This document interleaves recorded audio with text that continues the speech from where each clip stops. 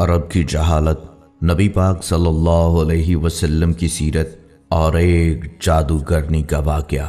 بسم اللہ الرحمن الرحیم۔ السلام علیکم۔ کیا آپ جانتے ہیں کہ اسلام سے پہلے رومی، ایرانی، سمیری اور ہندی تہذیبیں کیا تھیں؟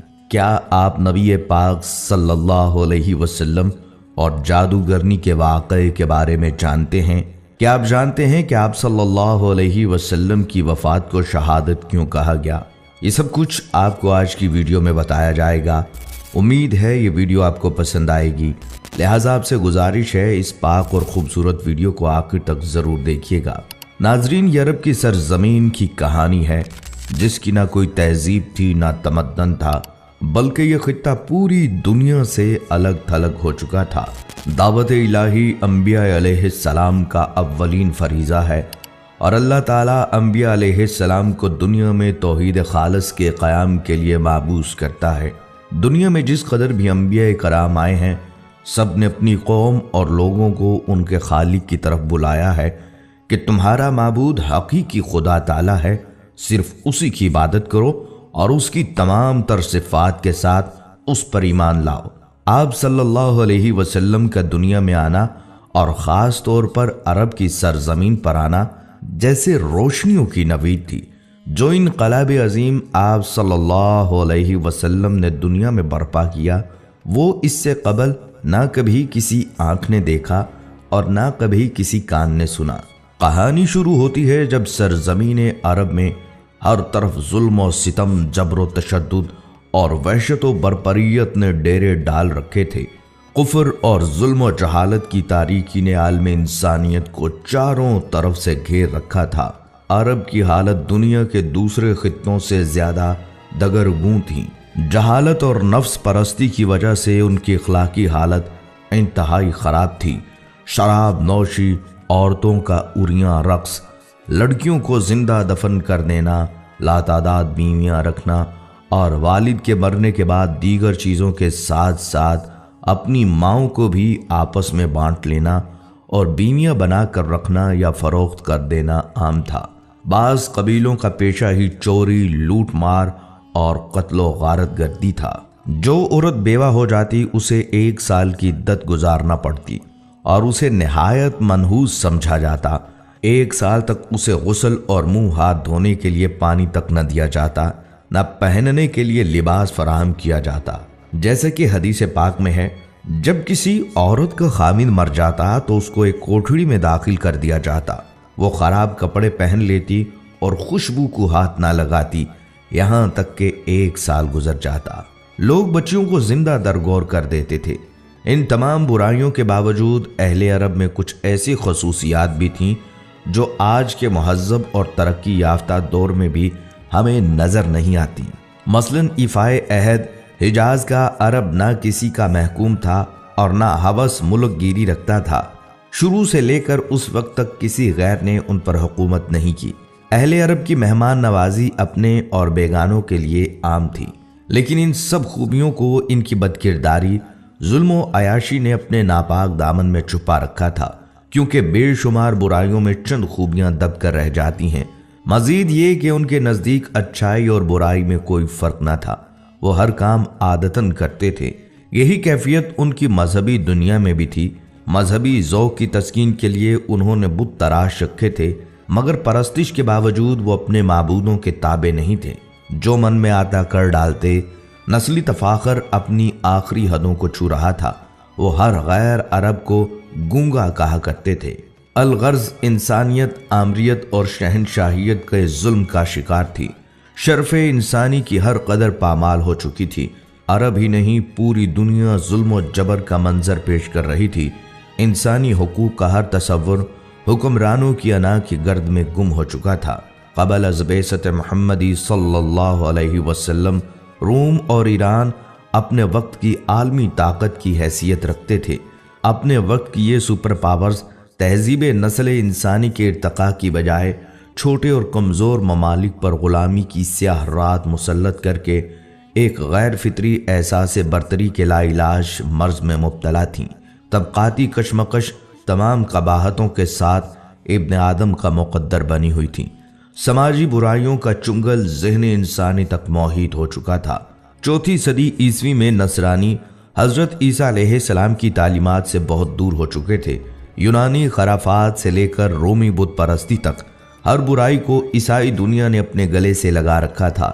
ईसाई मजहब चंद बेजान अकायद और बेकैफ मरासम तक महदूद होकर रह गया था।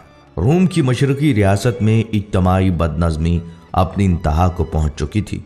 मजबूर और बेबस अवाम के सब्र का पैमाना लबरेज हो चुका था और बड़े पैमाने पर फसादात शुरू हो चुके थे। नाज़रीन, इस्लाम एक मुकम्मल दीन और तरीक़ा ज़िंदगी है। इसका पेश करदा निज़ाम फ़िक्र व अमल हर दौर के इंसान की इनफरादी और इज्तमाई ज़िंदगी के हर पहलू के लिए काबिल अमल है। इस्लाम का पैरोकार इस बात का पाबंद है कि अपनी ख्वाहिशात को अल्लाह के दीन के ताबे कर दे और किसी भी ख्वाहिश की तकमील और तस्कीन के लिए सिर्फ वही रास्ता और तरीक़ेकार अपनाए जिसका तयन दीन में किया गया है। अल्लाह ताला का इरशाद है, ऐ लोगो जो ईमान लाए हो, दायरा इस्लाम में पूरे के पूरे दाखिल हो जाओ। और रसूलुल्लाह सल्लल्लाहु अलैहि वसल्लम ने फरमाया, तुम में से कोई भी उस वक्त तक मोमिन नहीं हो सकता जब तक उसकी ख्वाहिश मेरी लाई हुई तालीमात के ताबे न हो जाएं। आप सल्लल्लाहु अलैहि वसल्लम की ज़िंदगी में हर शोबे से वाबस्ता अफराद के लिए रहनुमाई है। आप सल्लल्लाहु अलैहि वसल्लम दाई थे और मुरब्बी भी, काजी भी थे और जाहिद भी, सियासतदान भी थे और हुक्मरान भी, सिपाही थे और रहनुमा भी, बाप भी थे और शोहर भी थे। लिहाजा अगर आप दाई हैं तो सीरत नबी सल्लल्लाहु अलैहि वसल्लम के मुतालिया से दावत के कई उसलूब मिलेंगे। मालूम होगा कि कलमा तौहीद की सरबुलंदी की खातिर तकलीफ और आजमाइश के मौके पर एक दाई का सही किरदार क्या होना चाहिए। अगर आप ख़ानदान, कबीले या फ़ौज की क़यादत कर रहे हैं या ज़माम हुकूमत संभाले हुए हैं तो मुतालिया सीरत से एक मजबूत निज़ाम और मुस्तहकम असलूब मिलेगा। रसूलुल्लाह सल्लल्लाहु अलैहि वसल्लम ने अपनी उम्र के 15वें साल में ही अमन के एक मुआहदे में शिरकत की। अमीर, गरीब, सरदार और ग़ुलाम के लिए एक ही कानून वज़ा किया।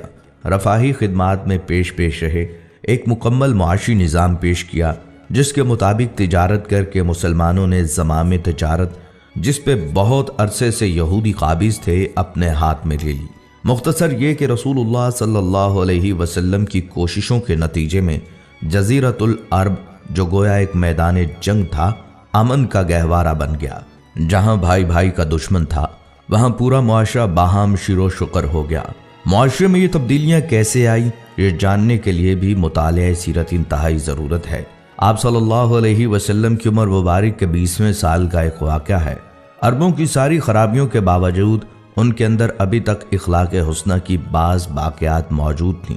जुल्म के खिलाफ कभी कभार उनकी रगे हमीयत जाग उठती थी और वो जालिम से मजलूम का हक दिलाने के लिए सीना सपर हो जाया करते थे। कबीला बनु जुबैद का एक शख्स कुछ माले तिजारत लेकर मक्का आया। उसकी बेटी भी उसके साथ थी। उस ताजर से उसका सामान मक्का के मशहूर और मालदार सरदार आस बिन वाइल ने खरीद लिया, लेकिन उसने सीना जोरी करते हुए उस जुबैदी ताजर की बेटी को भी अपने कब्जे में ले लिया। वो अजनबी शख्स खाना काबा में आया और खाना काबा का गुलाफ पकड़कर बुलंद आवाज से रोते पीटते हुए फरियाद करने लगा, ऐ शहर मक्का के शुरफा, तुम्हारे बासर आदमी आस बिन वाइल ने मुझसे जबरदस्ती मेरी बेटी छीन ली है। मैं मुसाफिर हूँ, मजलूम हूँ, तुम्हारी खिदमत में दरख्वास्त गुजार हूँ कि मेरी दाद रसी करो और मेरी बेटी मुझे वापस दिलाओ। कुरैश के कुछ नौजवानों ने उस मजलूम की आहो पुकार सुनी तो अल्लाह ने उनके दिलों में यह बात डाल दी कि मर्दानगी का तकाजा है इस मुसाफिर की दाद रसी की जाए। जब तारीख में हम इस वाक़े का मुतालिया करते हैं तो दिल में ये बात उठती है कि अल्लाह ताला ने अपने घर के अंदर एक मजलूम की दाद रसी को शर्फ कबूलियत बख्शते हुए उन लोगों के दिलों में खैर की जानिब आमादा कर दिए। गुमान गालिब ये है कि ये लोग दर्जन भर के लगभग होंगे। नबी सल्लल्लाहु अलैहि वसल्लम इनमें पेश थे। ये सब लोग उस जुबैदी को अपने साथ लेकर आस बिन वाइल के दरवाजे पर पहुंचे, उसे बाहर बुलाया और सब ने यक जुबान होकर कहा, इस मजलूम पर तुमने क्यों जुल्म ढाया है? उस जालिम ने कहा, मैंने कोई जुल्म नहीं किया, वो लड़की कनीज है। जब माल का सौदा किया था तो ये लड़की भी मैंने इस शख्स से खरीद ली थी। आस बिन वाइल का जवाब सुनकर वफद के लोगों ने زبیدی سے وضاحت مانگی تو اس نے کہا، خانہ کعبہ کی عظمت و تقدس کی قسم، میں نے اپنی لڑکی نہیں بیچی اور نہ ہی وہ کنیز ہے، وہ میری بیٹی ہے، اور اس شخص نے اپنی قوت کے بل بوتے پر زبردستی اسے اغوا کر کے اپنے گھر میں ڈال دیا ہے۔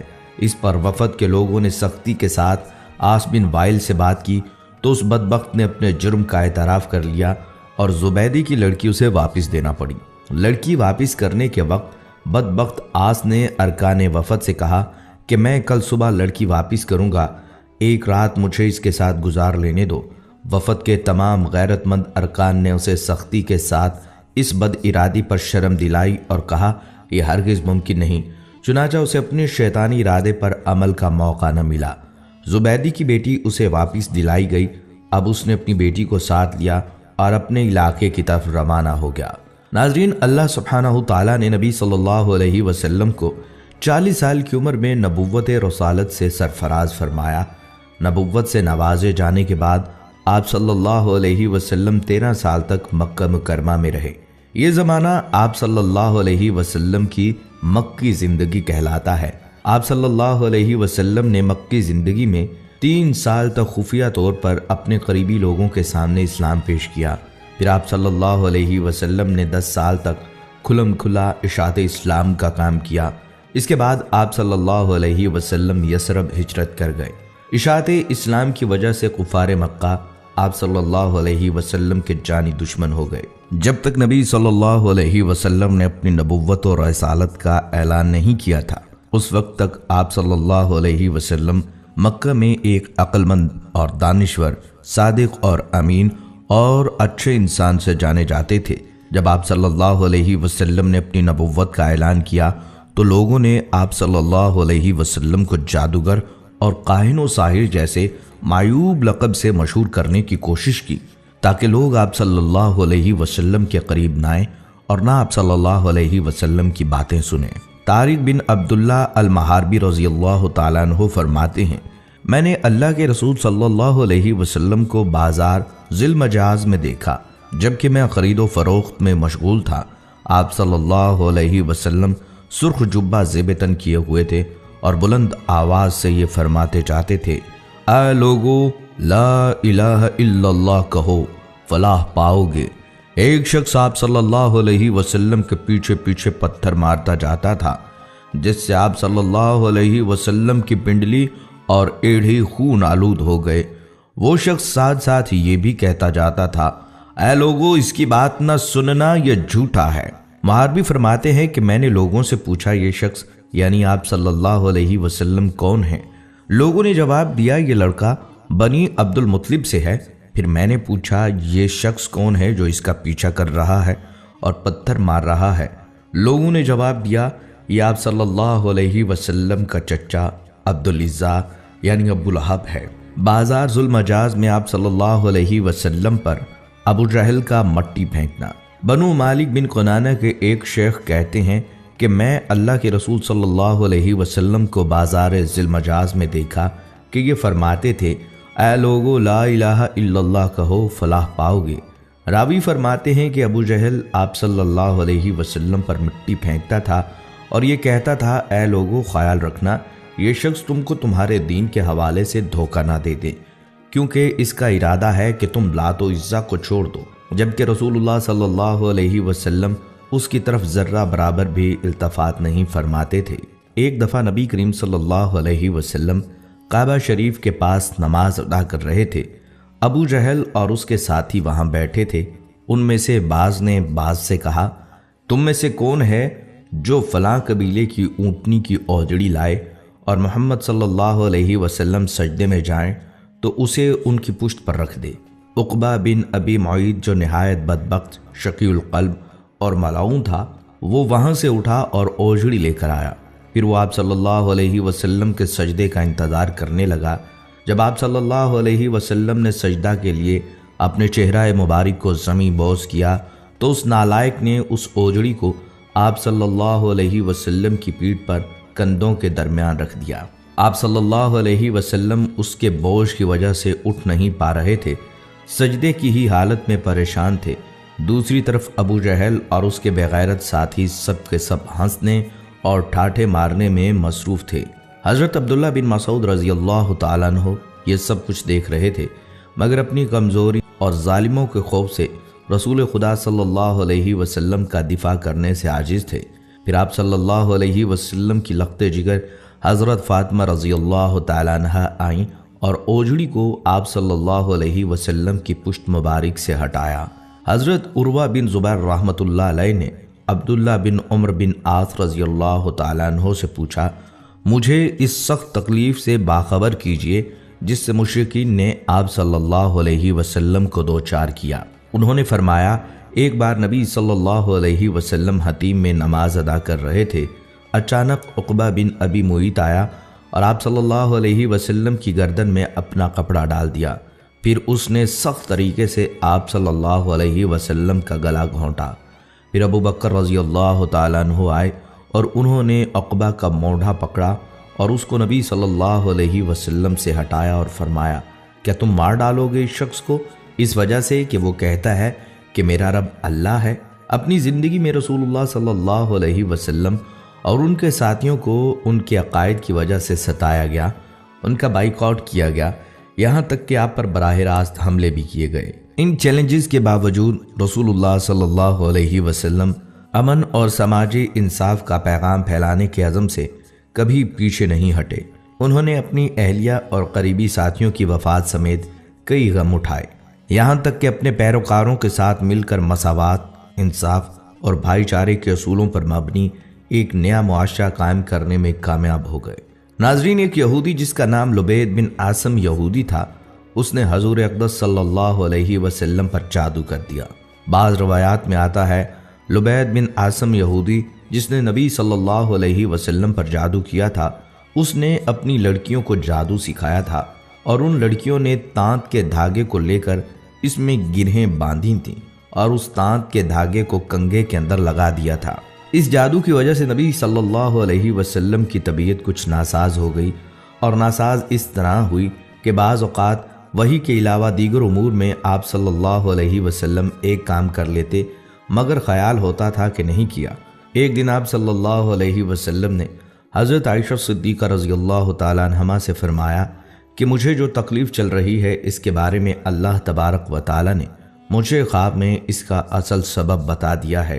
میں نے خواب دیکھا ہے کہ 2 فرشتے آئے اور آ کر میرے پاس بیٹھ گئے اور انہوں نے آپس میں گفتگو شروع کی کہ ان صاحب کو کیا ہوا، ان کو کیا تکلیف ہے۔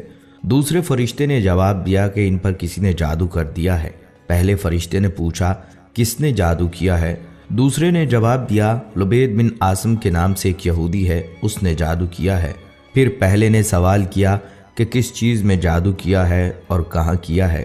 دوسرے فرشتے نے جواب دیا کنگھے کے ذریعے جادو کیا ہے اور کنگھے کے اندر جو بال آ جاتے ہیں کنگھا کرتے وقت ان بالوں کو بھی استعمال کیا ہے۔ پوچھا کہ کہاں ہے؟ جواب دیا وہ ایک کنواں ہے، وہاں پر اس نے جادو کے کلمات پڑھ پڑھ کر وہاں دفن کیے ہیں۔ یہ ساری تفصیل نبی صلی اللہ علیہ وسلم کو فرشتوں کے ذریعے بتا دی گئی۔ حضرت عائشہ رضی اللہ تعالیٰ عنہا سے آپ صلی اللہ علیہ وسلم نے فرمایا کہ اللہ تعالیٰ نے میری اس تکلیف کے بارے میں مجھے ساری تفصیلات بتا دی ہیں۔ چنانچہ نبی صلی اللہ علیہ وسلم خود اس کنویں کے پاس تشریف لے گئے اور وہاں جا کر دیکھا اس کا پانی بالکل پیلا پڑا ہوا تھا۔ وہاں سے وہ کنگھا بھی برآمد ہو گیا، کنگھے کے اندر جو بال تھے وہ بھی برآمد ہو گئے۔ مدینہ منورہ میں ایک یہودی عورت تھی، اس کا نام لبیطۃ الحمرا تھا۔ وہ ایک بہت ہی خبیث اور بدذات عورت تھی اور وہ حضور صلی اللہ علیہ وسلم سے بہت زیادہ جلتی تھی۔ وہ چاہتی تھی کہ نعوذ باللہ آپ صلی اللہ علیہ وسلم اس دنیا سے رخصت ہو جائیں۔ ایک دن اس عورت نے ایک جادوگر کے پاس جا کر کہا وہ حضور صلی اللہ علیہ وسلم پر ایسا جادو کریں کہ بیمار ہو جائیں۔ جادوگر نے اس خبیث عورت کو ایک تعویذ دیا اور اسے حکم دیا کہ وہ اس تعویذ کو حضور صلی اللہ علیہ وسلم کے گھر میں کسی جگہ چھپا دے۔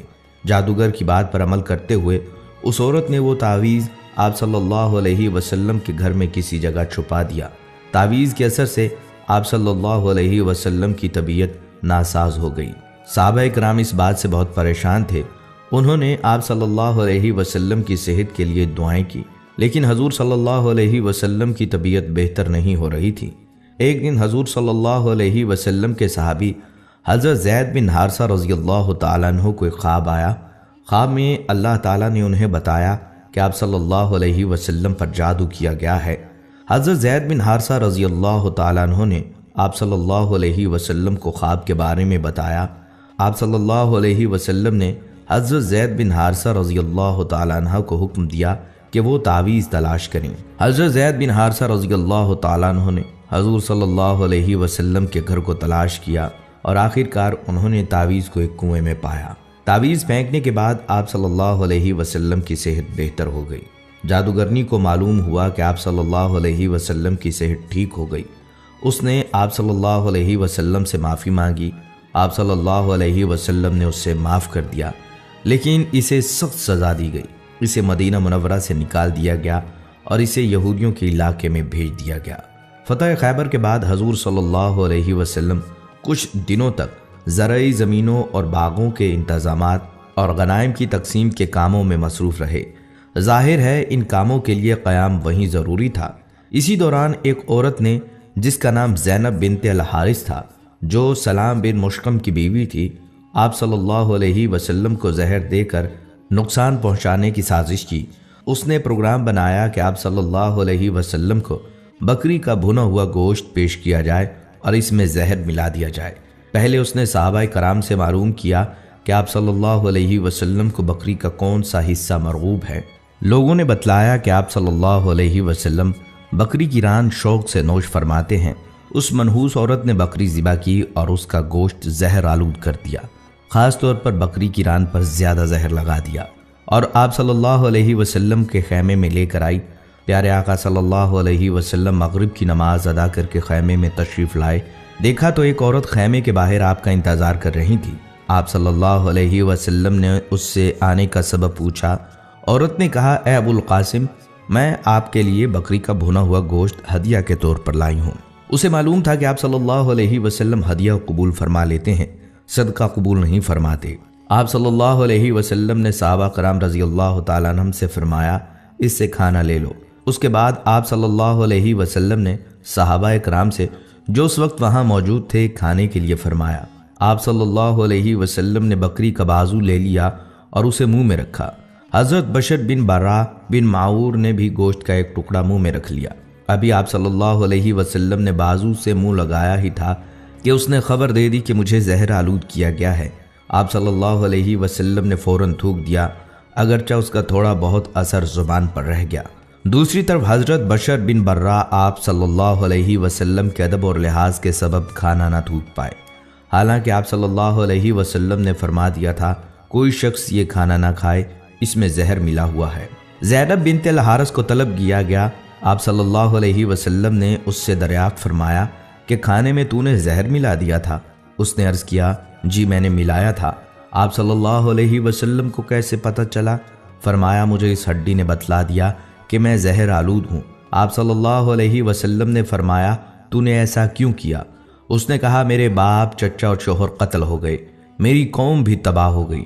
میں نے سوچا اگر آپ صلی اللہ علیہ وسلم نبی ہوئے تو یہ زہر آپ پر اثر نہیں کرے گا اور آپ صلی اللہ علیہ وسلم بچ جائیں گے، اور اگر بادشاہ ہوں گے تو ہمیں آپ سے نجات مل جائے گی۔ آپ صلی اللہ علیہ وسلم نے اسے کچھ نہیں کہا اور جانے دیا۔ صحابہ رضی اللہ تعالیٰ عنہم نے عرض بھی کیا کہ اس کو سزا ملنی چاہیے، مگر آپ صلی اللہ علیہ وسلم نے درگزر سے کام لیا۔ انبیاء کرام کی یہی شان ہوتی ہے، اور ہمارے حضور صلی اللہ علیہ وسلم تو وہ درگزر میں سب سے بڑھ کر تھے۔ جن صحابہ کرام نے گوشت منہ میں رکھ کر تھوک دیا تھا ان پر زہر کا اثر کم تھا۔ آپ صلی اللہ علیہ وسلم نے ان سے فرمایا کہ سر میں پشنے لگوائیں، یعنی فاسد خون نکلوا دیں۔ صحابہ کرام نے ایسا ہی کیا، لہٰذا حضرت بشر بن برا زہر کے اثر سے وفات پا گئے۔ رسول اللہ صلی اللہ علیہ وسلم اس واقعے کے بعد 3 برس تک حیات رہے، لیکن اس زہر کا اثر محسوس فرماتے رہے، یہاں تک کہ مرض وفات میں اس کا اثر کچھ زیادہ ہی محسوس فرمایا۔ ایک روز حضرت عائشہ رضی اللہ تعالیٰ عنہا سے فرمایا، اے عائشہ، میں نے خیبر میں جو کھانا کھا لیا اس کا اثر آج تک محسوس کر رہا ہوں۔ اسی لیے علماء کرام فرماتے ہیں کہ آپ صلی اللہ علیہ وسلم نے شہادت پائی۔ ناظرین کرام، یہ تھی ہماری آج کی ویڈیو، امید ہے آپ کو پسند آئی ہوگی۔ اگر آپ کو یہ ویڈیو پسند آئی ہے تو ہمارے چینل کو سبسکرائب کریں اور اس ویڈیو کو باقی دوستوں کے ساتھ ضرور